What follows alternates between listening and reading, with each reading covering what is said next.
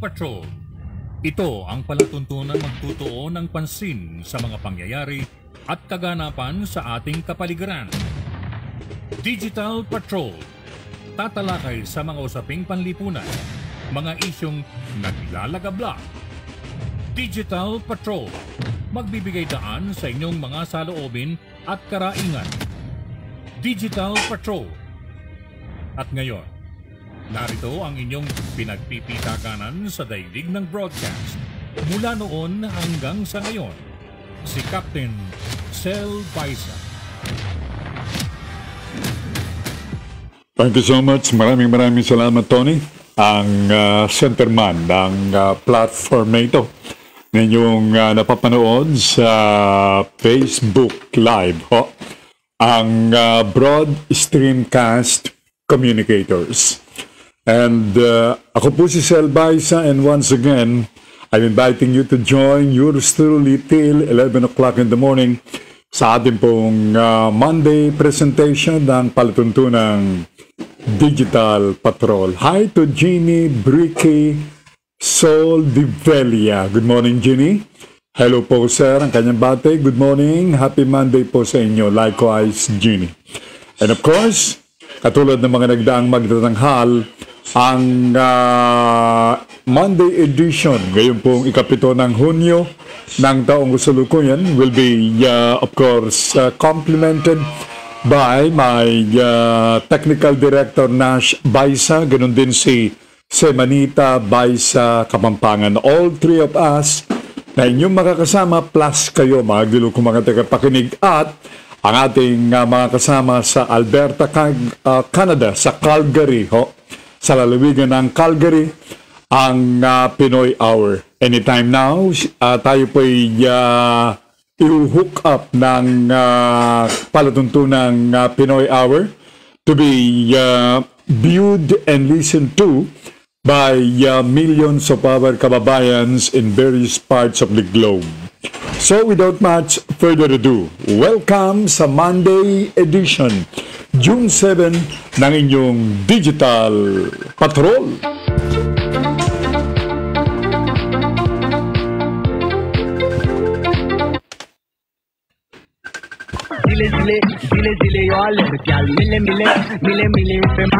Alright, just received a confirmatory remark saying, ito po mula sa Pinoy Hour. The show, Digital Patrol, is currently simultaneously streaming with Pinoy Hour dyan po sa lungsod ng Alberta, sa lalawigan ng Calgary, sa estado ng Canada. Alright. So, without much further ado, tuloy-tuloy na po tayo at para sa kabatiran ng ating mga kababayan, well, maybe you would notice na medyo umuulan, uulan na may kalakasan, hihina, then suddenly, lalakas na naman muli. Well, ganyan apparently ang kondisyon, na sitwasyon na ating mararamdaman because last Friday, simula nung nakalipas na Biyernes, ang ating bansa, ang bansang Pilipinas, ay nasa ilalim na ng wet season. Tag-ulan na po officially sa ating bansa. Hi to John and the wife Melody and children. One of the brains behind dito sa Pinoy Hour. And likewise, lahat ng ating mga kababayan diyan sa lungsod ng Alberta, sa lalawigan ng Calgary, Canada. Good morning, good morning, good morning. Walang katapusang good morning sa inyong lahat. Narito, pakinggan natin ang magiging kalagayan ng ating panahon till the next 24 hours, courtesy of Pag-asa Forecasting Center sa pamamagitan ni weather forecaster Grace Castañeda. Gandang umaga sa ating lahat. Sa kasalukuyan ay itong southwest monsoon o habagat ang nakaka-apekto dito sa bahagi ng Luzon. Kaya naman dito sa Metro Manila, Ilocos Region, Cordillera Administrative Region, Cagayan Valley, Central Luzon, Palawan at sa Mindoro provinces ay makaranas po tayo ng maulat kalangitan na may kalaslas na pag-ulan, pagkulog at pagkidlat dahil nga po yan sa habagat. Samantala dito naman po sa bahagi ng Visayas at Mindanao ay intertropical convergence zone naman po ang nakaka-apekto, kaya dito sa Visayas, Northern Mindanao, Caraga at Davao Region ay makaranas po tayo ng maulap na kalangitan na may kalaslas na pag-ulan, pagkulog at pagkidlat dahil naman po yan sa IPCV. Sa kasalukuyan ay wala po tayo mag-monitor na sama ng panahon na nakaka-apekto dito sa ating bansa. Sugot po ng temperatura dito sa Metro Manila ay 27 to 32 degrees Celsius, sa Baguio ay 17 to 24 degrees Celsius, dito sa Tagaytay ay 21 to 31 degrees Celsius, sa Cebu ay 24 to 30 degrees Celsius, at sa Davao ay 24 to 30 degrees Celsius. At yan po mga latest dito sa Weather Forecasting Center ng Pag-asa, Grace Castañeda. Magandang umaga po. Miss Grace, marami nagtatanong sa ating mga kababayan, kailan kaya officially may announce na wet season na o tag-ulan na sa Pilipinas, ma'am? Nag-announce na po tayo nito nga po nung Friday, June 4 na onset na nga po ng ating rainy season dyan po sa mga areas under po ng climate type 1 po. Sa ngayon po ay nag-start up po tayo ng rainy season. Ayun. So, start na ng rainy season. So, ilang bagyo, ma'am, ang nakatakdang dumalaw sa ating bansa ngayong pong Hunyo, ma'am? Ngayon pong Hunyo, maaari po natin asahan na 1 hanggang 3 bagyo po yung maaari pong pumasok dito sa ating Philippine Area of Responsibility. So if that's the case, dumaan na itong bagyong Dante, so we're expecting 2 more, Ma'am Grace. Si Dante po ay pumasok nga po sa ating Philippine Area of Responsibility nung huling linggo po ng Mayo. Kaya maaari pa rin po natin asahan na 1 hanggang 3 po yung maaari pang pumasok ng bagyo sa ngayong buwan ng Hunyo dito po sa ating bansa. Well said, ma'am. Thank you so much. Salamat po sa update na yan, ma'am. Okay, Miss Grace Castañeda reporting directly mula po sa Pag-asa Forecasting Center.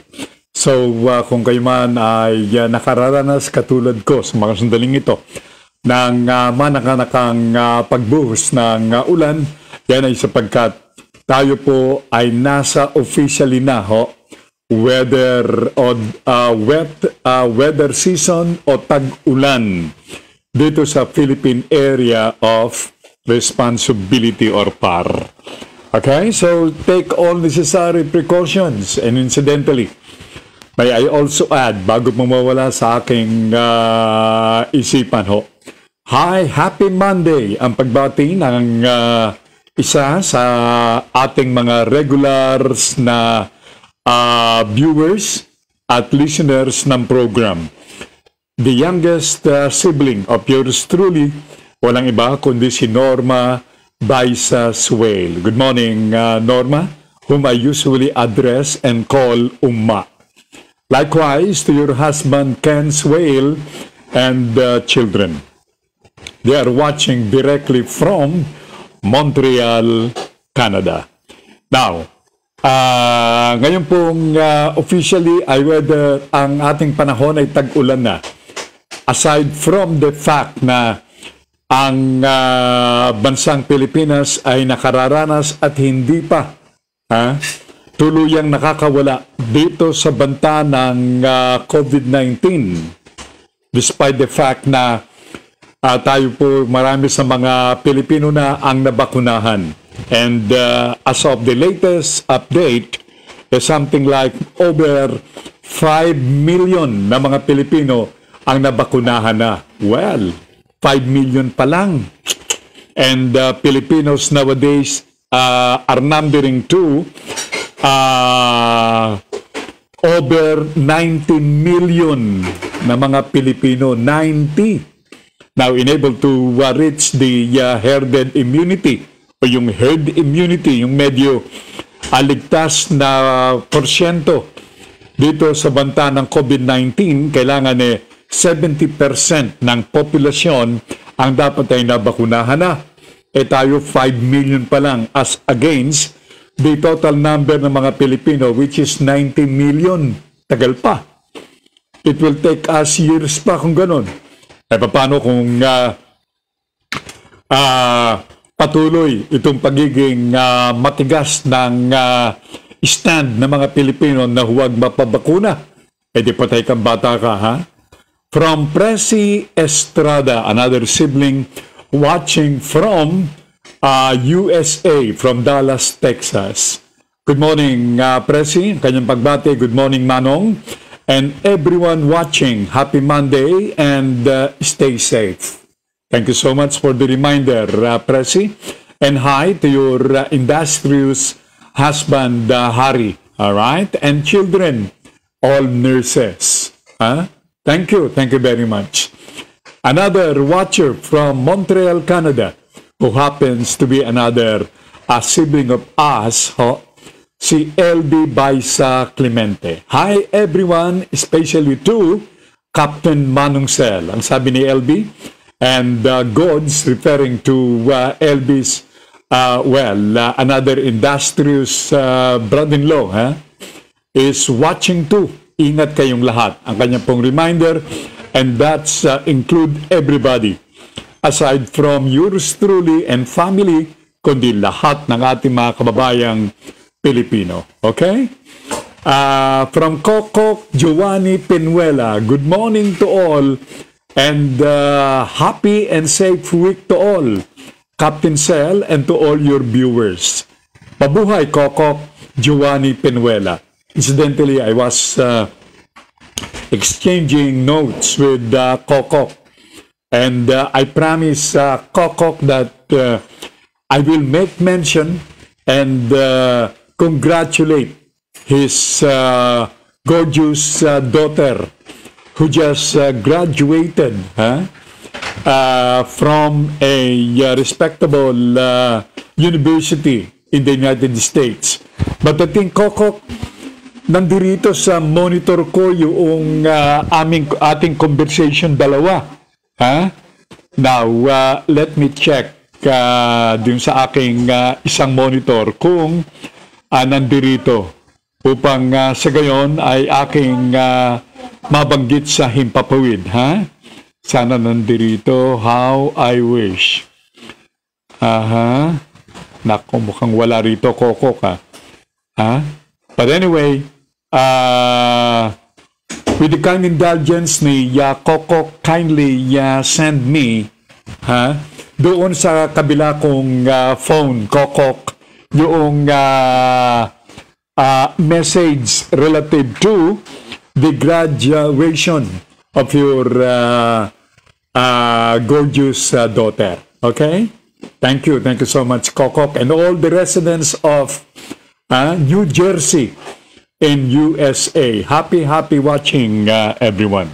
So going back to what we're saying, alam nyo, despite nitong karamdaman o banta ng COVID-19, ito na naman at tag-ulan na naman sa ating bansang Pilipinas. And once again, alam nyo, ang mga Pilipino ay once again threatened by numerous diseases, especially yung mga may kaugnayan sa tag-ulan.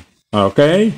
So, or Coco, you can send your message here sa aking monitor. Okay? So, I could read it. Alright? To Coco Giovanni Penuela. Thank you, Coco, and family who is watching likewise to the program.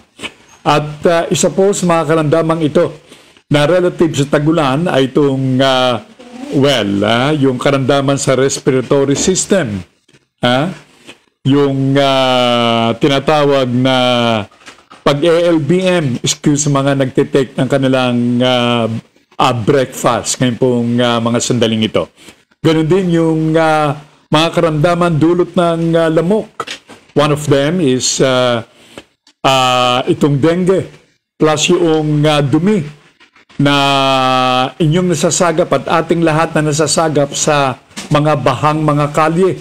Itong mga dumi na nanggagaling sa urine o ihi at yung manure ng mga daga. So, ingat po tayo ho.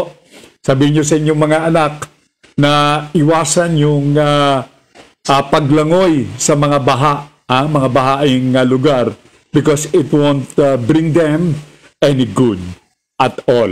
Alright? So, napapanahong reminder po yan mula sa DOH at mula sa inyong palutuntunang Digital Patrol.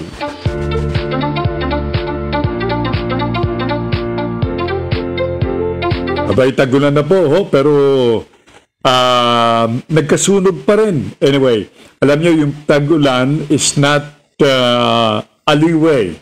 Ito po ay hindi isang prevensyon sa pagkakaroon ng sunog. Although, it helps, lalo na kapag kasagsagan ng malakas na ulan doon sa hindi pagkalat ng apoy. Pero just the same, nagkakaroon itong sunog.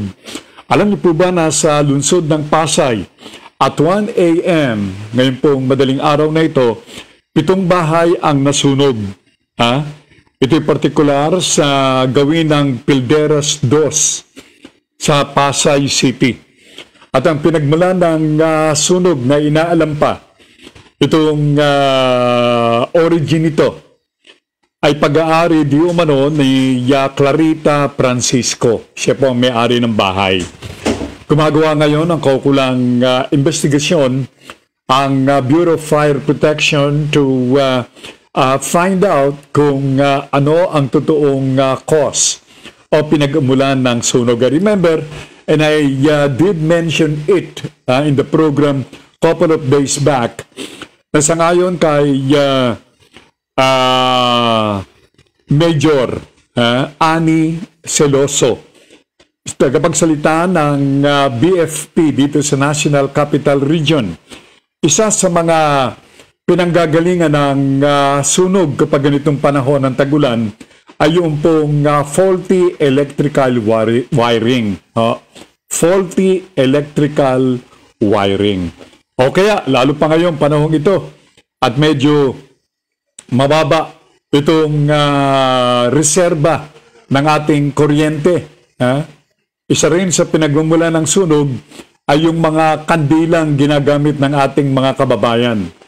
Sa kanilang pagtulog, minsan antok na antok, sinindihan yung kandila, hindi napansin na yung kandila ay nakadikit.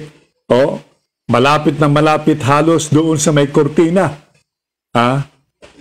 Medyo merong pumasok na hangin, halimbawa, nahipan yung apoy.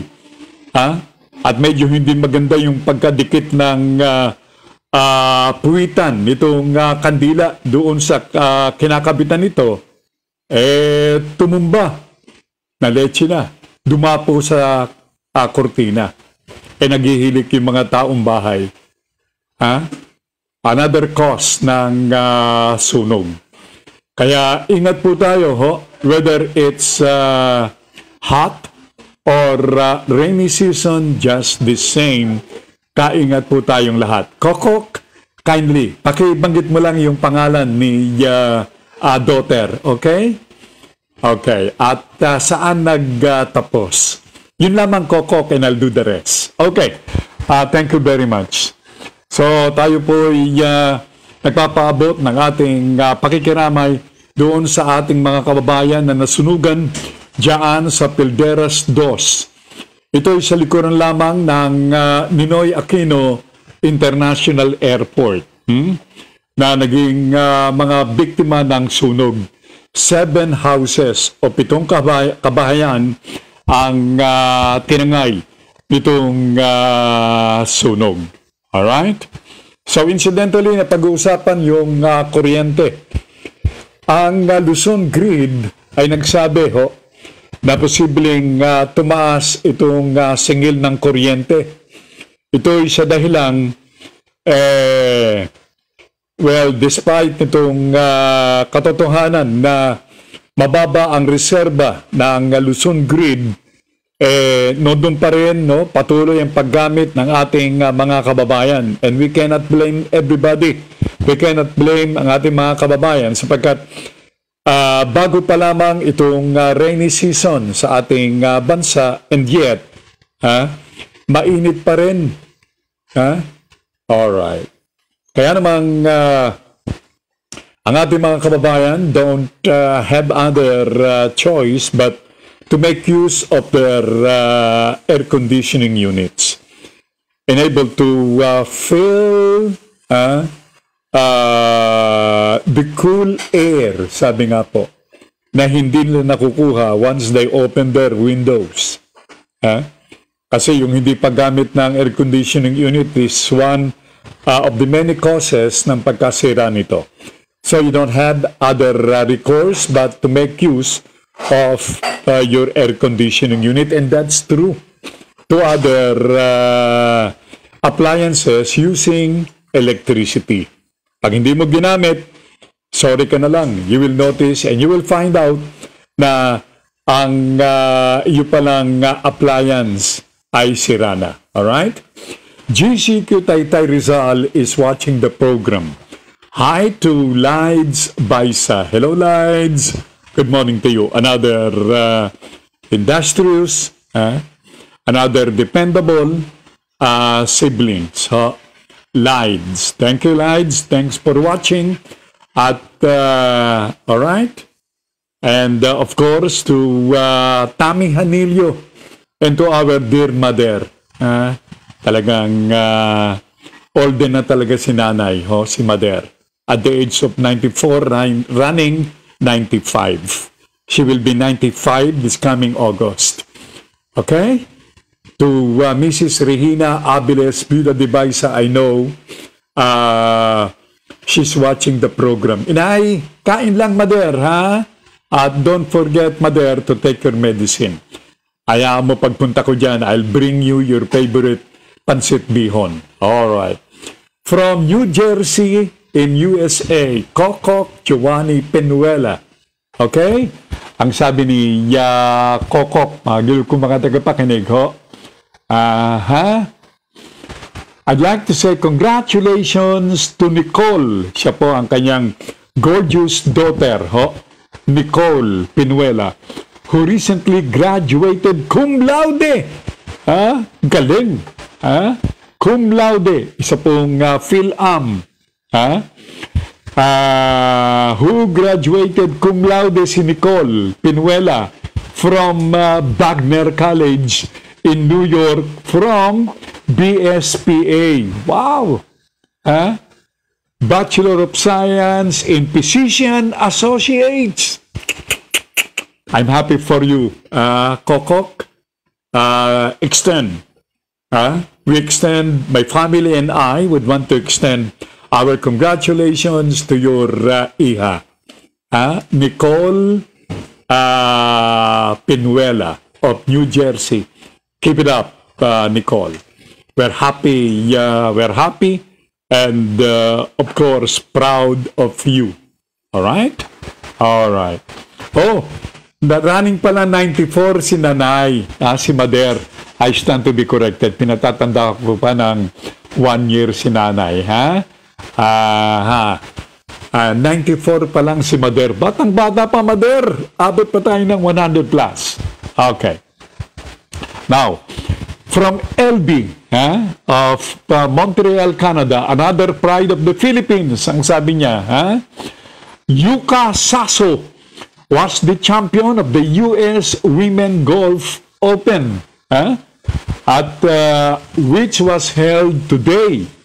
Kaya, set aside muna si Manny Pacquiao. Yan.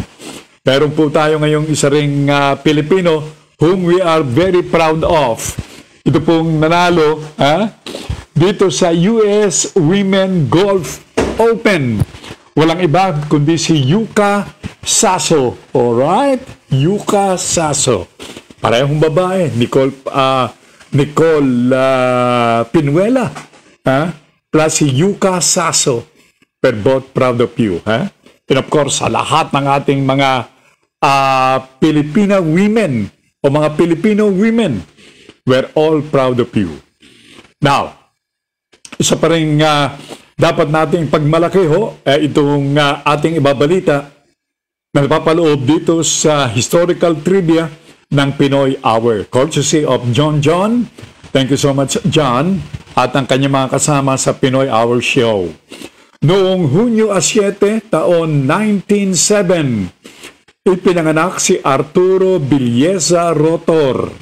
Itinuturing na kabilang sa pinakamahusay na manunulat ng maikling kwentong Pilipino ng ikadalawang siglo. Now,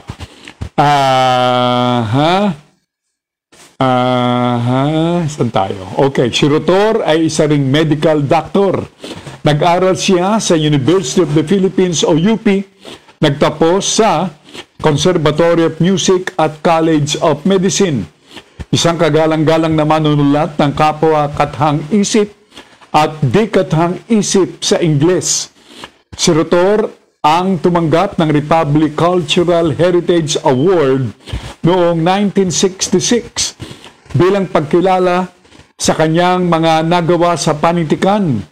Ang kanyang mga kilalang aktang pampanitikan ay ang Confidential Doctor na inilathala noong 1965. Ganoon din ang Selected Stories from the Wound and the Scar na inilathala naman noong 1973 at ang The Man Who Played God na inilathala noong 1983. Okay?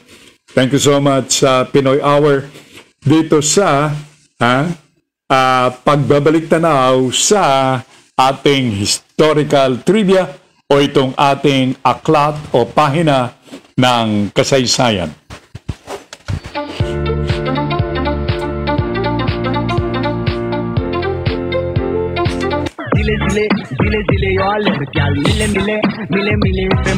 Check your time pieces, the correct Philippine time at ang oras dito sa Digital Patrol ay ganap ng alas 10:15 ng umaga. Balik tayo sa ating pong balitaan. Napakahalaga na malaman ng ating mga kababayan yung mga pinaka-latest na mga pangyayari.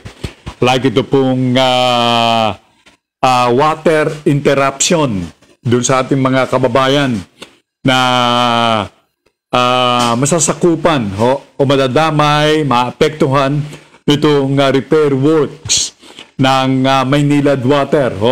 Ito naman ay para din sa ating mga kababayan na pawang mga consumers ng Maynilad Water. What Maynilad is doing now ay para din sa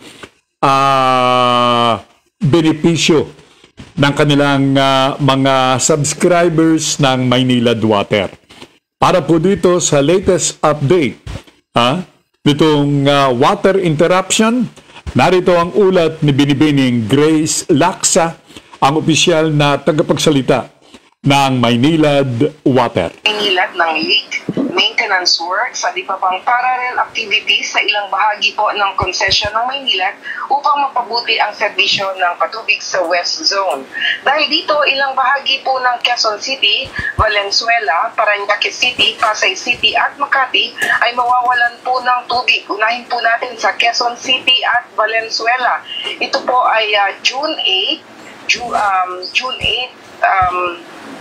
9 p.m.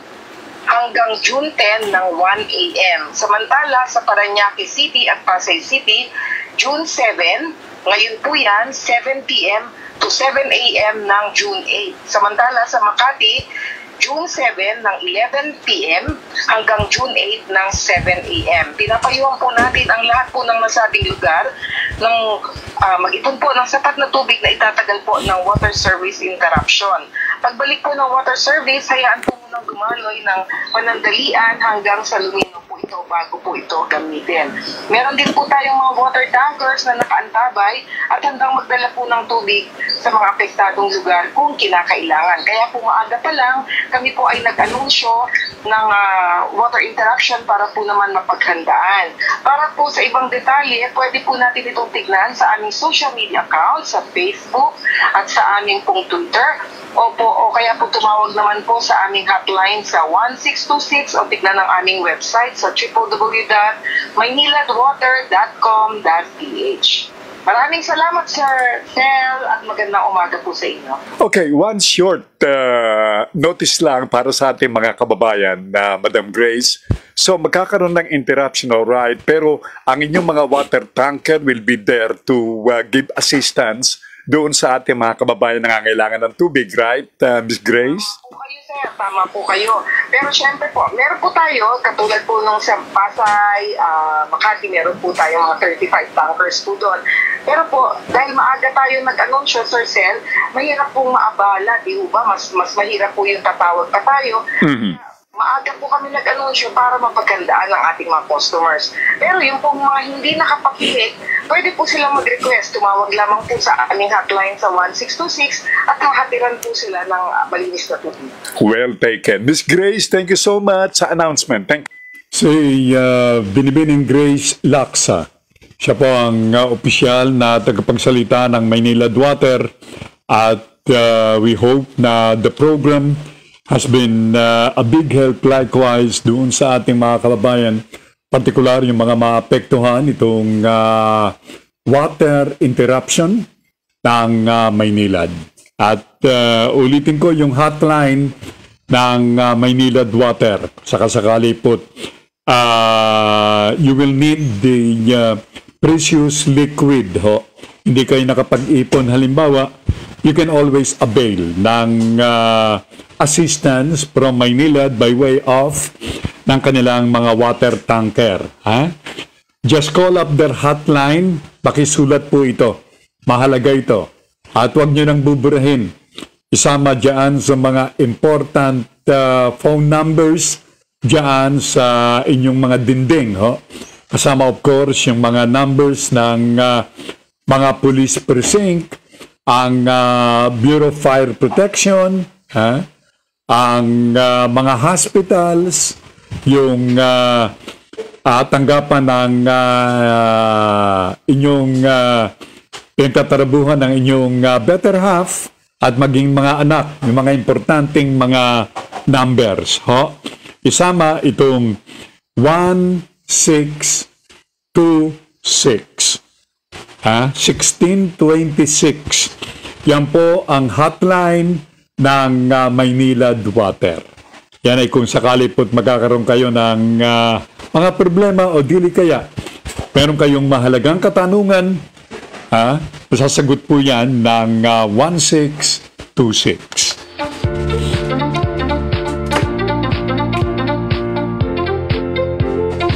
Now, going back dito sa walang kamatayang COVID-19. Pero, as of yesterday, yesterday ay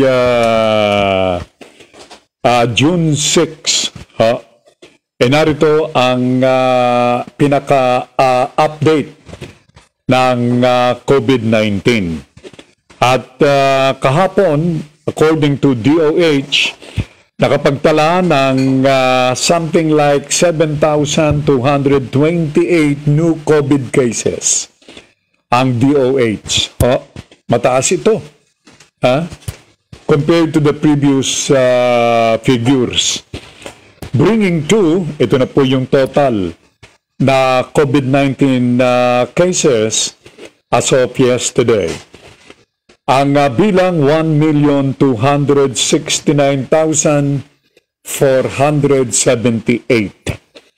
Now, yun namang mga gumaling. Baka akala nyo lahat puro namang may sakit. May mga gumagaling din. And the good news is, milyon-milyon din. Halos nagkakaabot na rin itong nagkakaroon ng COVID at yung mga gumagaling. So as of yesterday, ang bilang ng mga gumaling ay 7,372. Yan po ang bilang ng mga gumaling. So, as of yesterday, ang total number ng mga gumaling ay 1,188,243. Yan ang mga gumaling. Well, Yung mga aktibong kaso naman, ito yung mga hindi pa gumagaling pero pilit na pinagagaling katulad ng mga gumaling na ng ating mga health workers. Okay? Ang bilang ng mga aktibo, yung mga hindi pa gumagaling as of yesterday, 59,337. At as of yesterday likewise, 166 yung pong mga sinawimpalad na namatay dahil lang kay COVID-19, bringing to 21,898 ang total death case dahil nandito sa COVID-19. Yan po ang update, latest ng COVID-19. Now, well, let's pass on to you the good news. Noong pong Sabado ay dumating sa bansa itong 1 million. Yes. 1 million because ngayon po ay araw ng Lunes pa lang. Good morning to Melito Rodelio Militante. Good morning, Sir Cel. Ang kanyang pagbate from Calamba, Laguna. Thank you so much, Melito.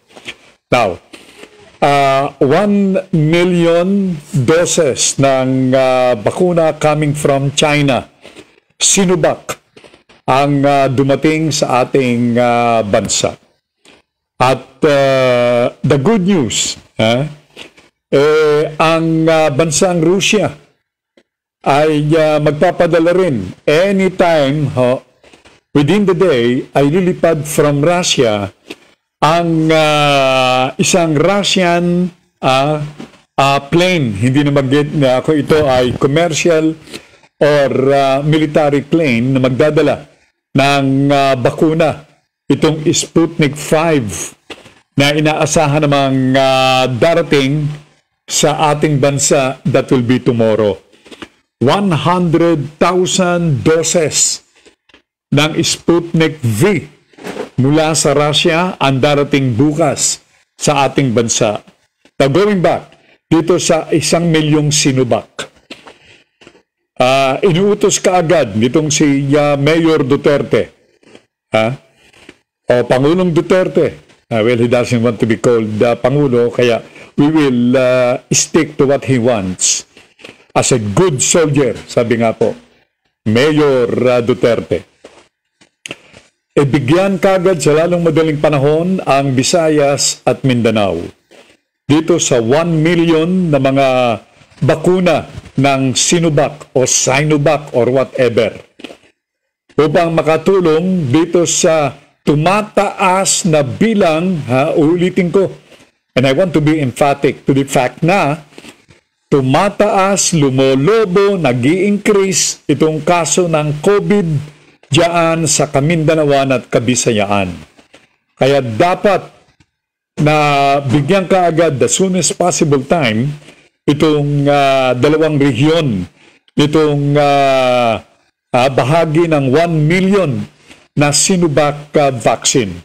Now, incidentally, marami pa rin mga bakuna dito sa ating bansa. At ito ay karamihan ay nasa mga local government units. Now, puro mga bakuna na galing sa o in-order, babayaran ng milyon-milyon kung hindi mang bilyong piso ng national government itong mga dumarating na mga bakuna. Alam nyo, up to now, to date, wala pa tayong balita hinggil dito sa mga in-order ng mga LGUs. Dumating na ba? Sapagkat milyon-milyon, bilyon-bilyon itong pera na sined aside ng local government units pambili ng bakuna of their choice para sa kanilang mga constituents. Pero anong nangyari ata ngayon? Yung mga bakuna coming from the national government. What happened? Inaalam po lamang namin sapagkat I think we ought to know kung ano nangyari na doon sa mga in-order ng local government units. Yung in-order ng ating mga business kingpins. sina businessman Concepcion, businessman Tan, and so on and so forth. Si businessman Razon, ang dami po nilang in-order Pero up to now, wala pa tayong balitang naririnig. Hindi ko ba? Nabalitaan na ba kayo? Wala pa, hindi ba? Sabi ng Pinoy Hour, COVID vaccine update. China approves COVID-19 vaccine for kids as young as 3 years old. Yan. Inaprubahan na ho ng mga in-check. Itong pagbabakuna ng kanilang Sinovac o Sinovac para sa mga bata na ang edad ay 3 taong gulang pataas. Kaya ito raw ay ligtas na sa mga bata. Safe na. Yan. Yan po ang latest na nasagat ng balita na ibinabalita naman ng palutuntunan na ipinagkaloob ng Pinoy Hour. 3 taong gulang na bata, ligtas na sa bakunang ituturok sa kanila na Sinovac. Made in China. Ayan. China approves COVID-19 vaccine for kids as young as 3 years old. Yan. Yan po ang latest naman mula sa Pinoy Hour. Yan, Where are we? Okay, doon sa mga in-order na mga bakuna ng local government units. Nagtatanong lang po ang palatuntunan. The same manner, nagtatanong yung aking 33 mga kumpare. Puro ang binabalita nitong si Secretary Vaccine SAR di umano. Maraming mga binigay na pangalan. Merong treatment SAR, merong medicine SAR. Ang galing Meron pa ngayong yung vaccine SAR, si Galvez.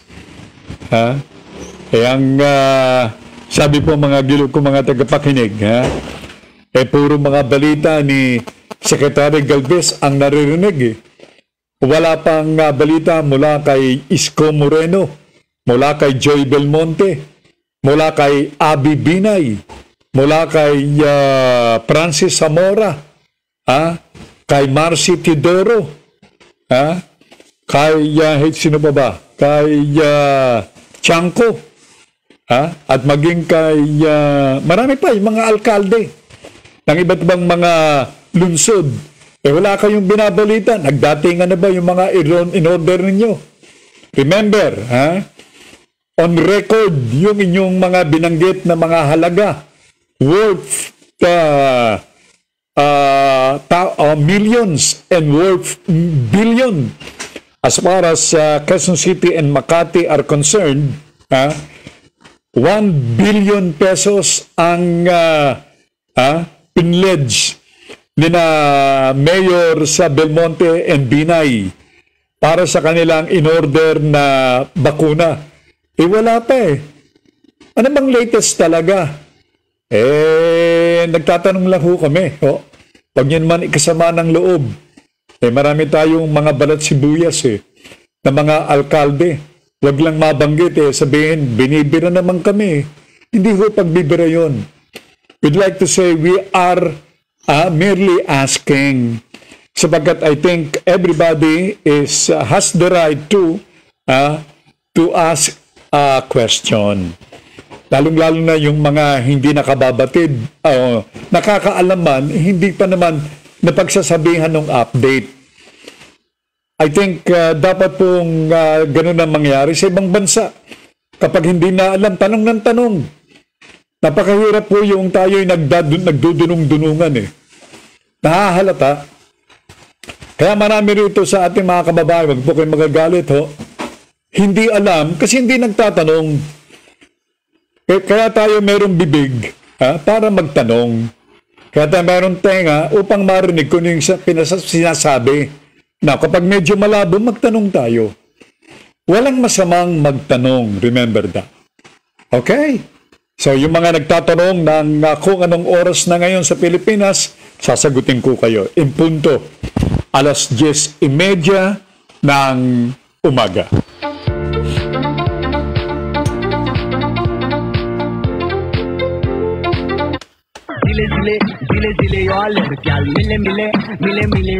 Share, and like the program.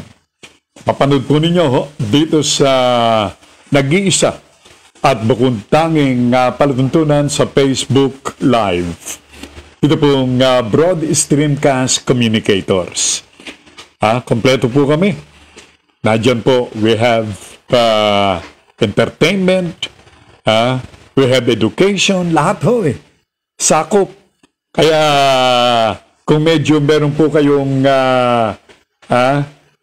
medyo gray area na gusto nyong malaman, all you have to do. Okay. Meron daw tumatawag sa ating chef. Ayun. Okay? At yung ating mga Guardia Civil ay medyo abala. Ayan, siguro ito yung mga gustong makita ang inyong lingkod. Habang tayo'y nagla-live program dito sa inyong Digital Patrol. Thank you. Share, and like the program Digital Patrol. Ayun. Lumabas na yung medyo narinig nyo yung kalampag ng mabuti hindi ayun. Narinig yung kalawang dyan sa anyway. Agil ko mga tagapakinig sa iba pang mga ulat kaugnay nitong COVID-19. Ayan, Alam nyo, dito sa Quezon City, talaga namang napupuruhan na itong si Konsehal Franz Pumaren. Isa sa mga konsehal ng 3rd District ng lungsod ng Quezon. Ang sabi ni Uma, medyo natawa si Uma, Guardia Civil, RBC, ang sabi ni Uma. Oo, Uma, busy itong mga ito. Pag lang may kumampag sa gate, ay talaga namang tatahol. Alright. Now, as what I'm saying, napupuruhan talaga itong si Konsehal Pumaren. Pati na, sama na natin itong barangay chairman at itong pangulo ng homeowners diyan sa Matandang Balara dito sa Quezon City.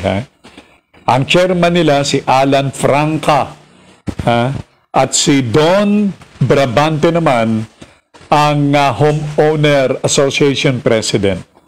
Kasama sila sa iimbestigahan ng local government units o itong Quezon City Government ng QC sa pangunguna ni Alcalde Belmonte. Ito'y dahilan sa patuloy na pagtaas ng COVID-19 diyan sa Matandang Balara. Kaya alam natin na ilan sa mga dahilan kung kaya't napansin ng Quezon City itong Matandang Balara ay itong kasalan diyan sa Old Balara na saksakan ng dami ng mga panuhin o bisita at medyo lumabag sila dito sa tinatawag na health protocol. Pangalawa, yung community pantry sa pangunguna naman ni Councilor Pumaren. Now, in addition dito sa gagawing investigasyon ng QC government, maging ang DILG will go into the picture and able to find out itong hinggil sa pangyayaring ito. So, ang DILG will conduct its separate investigation as to the violation nitong health protocol ng COVID-19 dito sa Old Balara. Yan. Bueno, alam nyo merong good news na ipinahayag. Ito namang si Yorme Isko Moreno. Ha? At ito ay itong COVID COVID Field Hospital. COVID Field Hospital. Ang tawag po ni Yorme Moreno. At ito ay magiging operational na within the month. Itong paggamutang ito, talaga namang kanya-kanya talagang, shall I say, pakulo. O kanya-kanya pong proyekto. Para namang, maengganyo yung ating mga kababayan to submit themselves dito sa pagsugpo sa COVID-19. Pakinggan nga natin, alamin natin, pakinggan natin at malaman pa ang ilang pang mga bagay na may kinalaman dito sa COVID Field Hospital na ilulunsad soon sa lungsod ng Maynila. Narito si Yorme Isko Moreno. For third week of June, operational na siya. This can address 344 COVID patient for mild and moderate. And we can also extend this to other cities in Metro Manila. Na pamantayan natin para sa pagpili na susunod. Alright, ho. Yan. Yan po mga gilog kong mga tagapakinig ang naging pahayag ni Yorme Moreno. So within the month ay malulunsad o ilulunsad na itong COVID Field Hospital sa lungsod ng Maynila. Yan po ang ipinahayag nitong very excited na alkalde ng lungsod ng Maynila. Maging dito sa Quezon City, meron din silang pakulo Hindi ba yung vaccine mobile hospital ng lungsod ng Quezon? Kanya-kanya talaga Dito naman sa San Juan City, meron din silang pakulo. Talagang ayaw paawat. Si Mayor Francis Zamora naman, magkakaloob po ng tinatawag na Vaccination Incentive Program. Yan, programang ilulunsad ng San Juan City Government. Or ang acronym nito, or in short, ay VIP. Vaccination Incentive Program.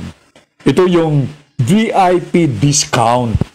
Kapag ikaw ay nabakunahan, halimbawa ikaw ay tagalunsod ng San Juan, bibigyan ka ng VIP discount card na iyong magagamit upang pagkalooban ka ng mga discounts o kabawasan sa mga business establishments diyan sa San Juan City. At sabi ni Mayor Zamora, maging ikaw ay hindi tagalunsod ng San Juan, maaari kang magpabakuna. So everybody is welcome. At I hope everybody likewise, Mayor, ay pagkakalooban ninyo nitong tinatawag na VIP discount card. Kanya-kanya talagang mga encouragement mula sa ating mga alkalde. Sa Las Piñas, si Representative Camille Villar, hindi ba na ang sabi, magdo-donate o magpaparaffle off ang Las Piñas City ng libreng bahay at lupa.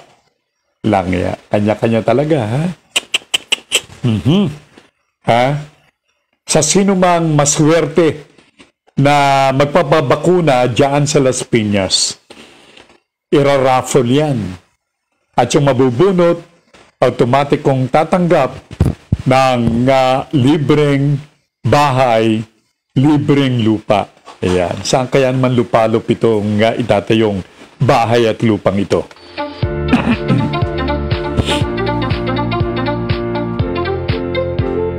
Ay hindi lamang sa Pilipinas, itong Pakulo Blues na ito Maging sa Estados Unidos, ha? Sa Estados Unidos, milyon-milyong piso. Ha? Sa Ohio, ang at stake para sa maswerteng mababakunahan na taga Estados Unidos. Yan, ha? May karagdagang pahayag si Pinoy Hour, libreng bahay at lupa. Bahala na kayo sa tubig at kuryente kung meron. Yeah.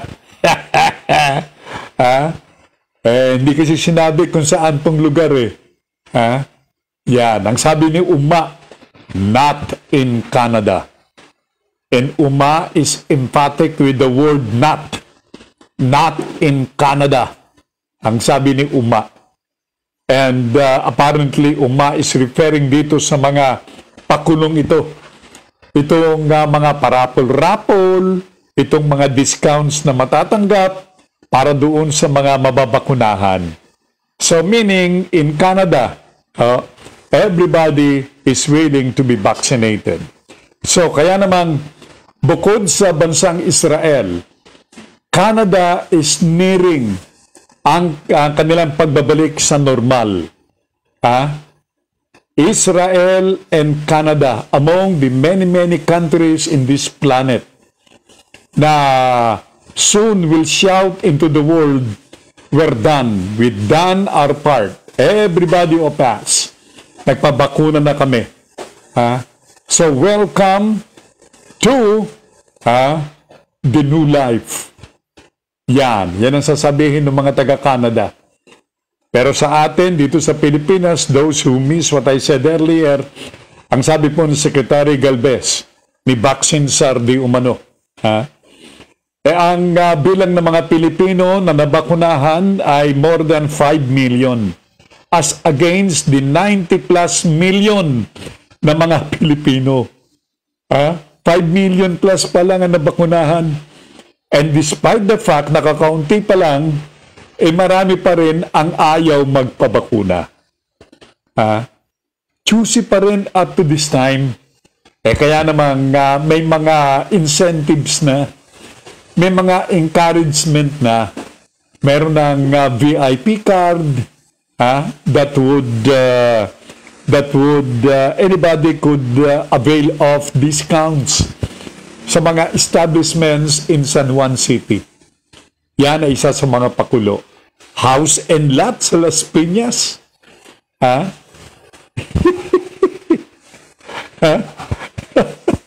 Yan ay isa ang ibig sabihin. Marami pang talagang ayaw magpabakuna rito sa Pilipinas. So, meaning, wag naman kayo magagalit. Baka naman yung lahat ng mga nababalitaan namin na bakuna rito, bakuna roon, nasisiyahan na pahayag ng Malacanang sa bilang ng mga tumataas na bilang ng mga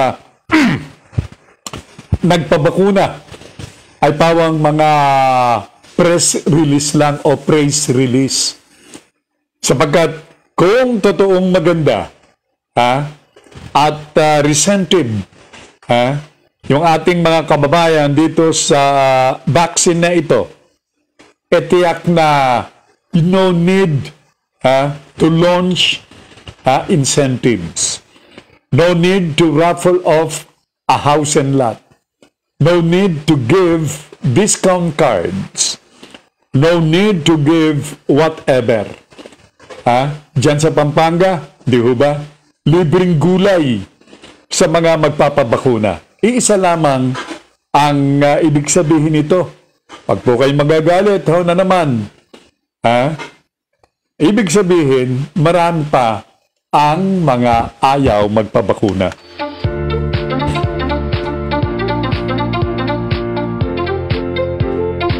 Alright. So, doon po sa dumating na 1 milyong sinubak. Ano kaya ang reaksyon ng tao kung marinig na 1 milyong Pfizer naman? Kasi mukhang talagang blockbuster sa mga Pilipino itong Pfizer brand. Ito raw 1 million na Sinovac doses na dumating sa bansa recently ay ilalaan sa A4 na kategorya na kinabibilangan ng mga essential workers ngayong araw na ito. At ang target ng NEDA ay something like 35.5 million na mga essential workers, kasama na itong mga house helps dito sa tinatawag na mga essential workers. Mga manggagawa, mga government employees, yan po ang kabilang dito sa babakunahan ngayong araw na ito. Okay? Yan po ay latest. Kayo namang mga manggagawa, government workers, essential workers, ang nakatakdang turukan ngayong araw na ito at hahatiin sa dalawang phase itong pagbabakuna. Okay. Sa iba pa mga pangyayari, 2022 is election time, election year dito sa Pilipinas. At alam nyo, sangayon po kay Dilasal Professor Julio T. Hanqui, dapat yung mga nagnanais na maging Pangulo ng ating bansa. Ito'y sinang-ayunan ni Senador Ping Lacson. Pareho sila nagsabi, dapat kayo ay merong programa na epektibo sa paglutas ng napakaraming mabibigat na problema na kinaharap ni Juan de la Cruz. Katulad nitong problema sa employment. Marami sa ating mga kababayan ang walang trabaho. Puro kayo forma. Gayong marami sa ating mga kababayan, yung mga graduates, habang gumagraduates, dumarami ang gumagraduates, dumarami rin ang walang trabaho. Para kitang nag-aral yung mga yan kung hindi naman makakapagtrabaho. Ang sabi ng Pinoy Hour, kung ayaw magpabakuna, utang yan ni Juan de la Cruz. Mahal na utang dahil walang silbi. Kamot ulo na lang tayo, sabi ng Pinoy Hour. Yan ang lagi pong binabanggit ng Pinoy Hour. Lagi nagkakamot ng kanilang ulo na lang. Itong ating mga kababayang Pinoy, diyan sa Alberta, Canada. Pakinggan nga natin itong pahayag ni Dilasal Professor T. Hanqui doon sa ating mga pumoporma at tatakbong Pangulo sa susunod na eleksyon, sa susunod na taon. Pakinggan nyo ito. Baka puro lang kayo porma, baka naman baka puro lang kayo mura. Pakinggan natin itong pahayag ni Professor T. Hanqui. Na Pangulo, no? Ang pinakamahalaga, ano ang buhay, no? At kabuhayan, no? Ano ang plano, no? May kakayahan ba itong susunod na Pangulo na humarap sa lahat ng suliranin, lalong-lalo na sa isang post-pandemic world, no? Hindi lamang sa post-pandemic Philippines, kundi sa post-pandemic world, no? May kakayahan bang maghahain ng tamang mga programa at polisiya upang magligtas ng buhay dahil hindi pa tapos itong pandemic na ito, no? Ano ba ang exit strategy natin dito sa pandemic? Okay, yan po si Dilasal Professor Julio T. Hanqui. Ayun, meron ba kayong programa? Baka naman ang habol nyo lang ay yung titulong maging presidente. Maawa na kayo kay Juan de la Cruz, maawa na kayo sa ating mga kababayan. At kayo namang mga nagsisiboto na hindi nag-iisip, maawa rin kayo. Sapagkat kung meron dapat nasisihin, ay itong mga masakit man tanggapin, huwag po kayong magagalit. Bato-bato sa langit, ang tamaan ay huwag magalit. Yung mga botante. Naabuta lang ni Juan, kumpare yung kandidato, binoto. Ganun Ganun na nangyayari sa atin. Isipin nyo naman si Juan de la Cruz. Sapagkat kung lagi po tayong magkakamali, sa pagpili ng magiging Pangulo, kawawa po ang ating bansang Pilipinas. At kapag kawawa si Pilipinas, si Juan de la Cruz, kawawa ang ating mga kabayan. Ha? Alam nyo, interesado palang tumakbo sa darating na halalan itong si dating Defense Secretary Gibo Teodoro. Si DND Secretary, former DND Secretary Teodoro, dati pong DND Secretary nung panahon ni Pangulong Gloria Macapagal Arroyo. Hindi ba, couple of days ago, nagpunta ho si Mr. and Mrs. Teodoro sa Davao at mukhang pananghalian ba yung kanilang salo-salo nitong si presidential daughter, Sara Duterte. Ang sabi ni former DND Secretary Gibo Teodoro, siya ay interesadong tumakbo bilang Vice President nitong si presidential daughter Sara Duterte. Ano nga ba ang totoo? Nung una, pinaalis ni Sara Duterte yung mga streamer na Sara Ran. Dahil lang sabi niya, hindi siya interesado. Ang gulo.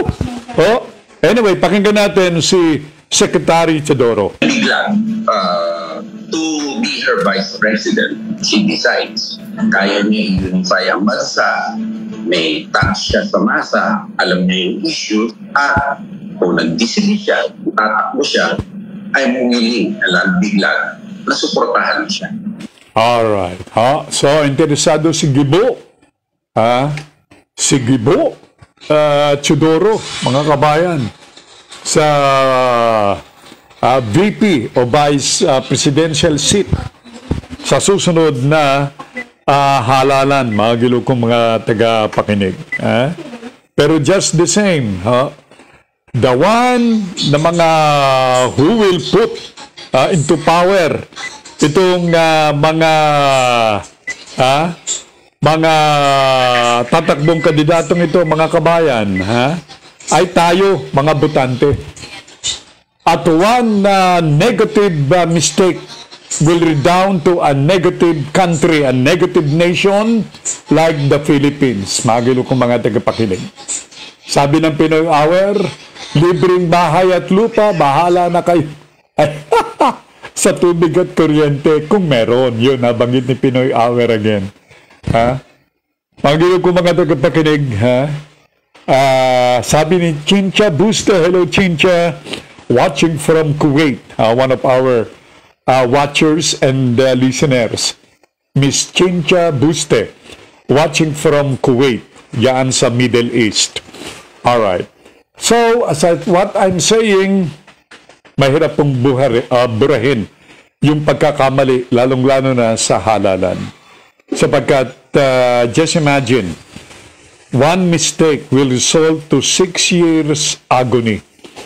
6 na taong paghihirap, mga gilukong mga tagapakinig. So, mag-isip na po tayo while we still have time. And most importantly, parehistro tayo upang ang ating tinig ay marinig. Yung ating pasya ay marinig all over the world. Hindi yung pinagtatawanan ang Pilipinas for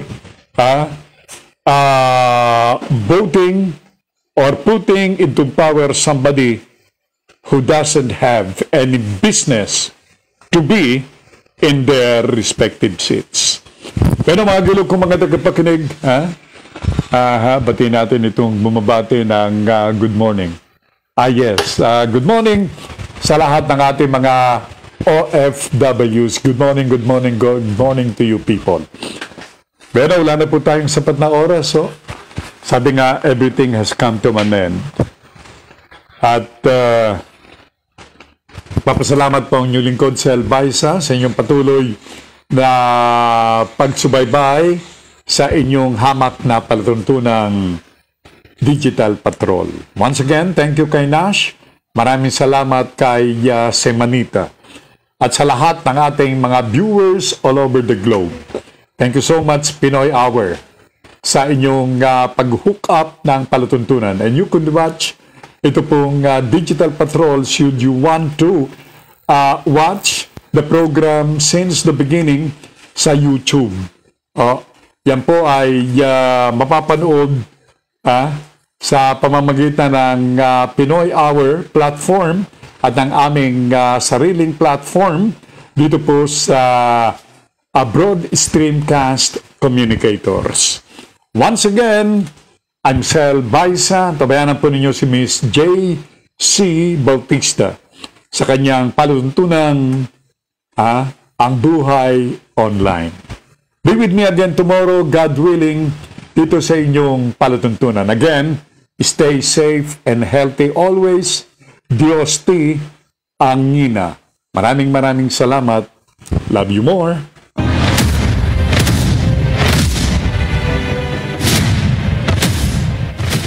Sumainyo ang Digital Patrol. Hanggang sa muli, dito pa rin sa Broad Streamcast Communicators. Maraming salamat po.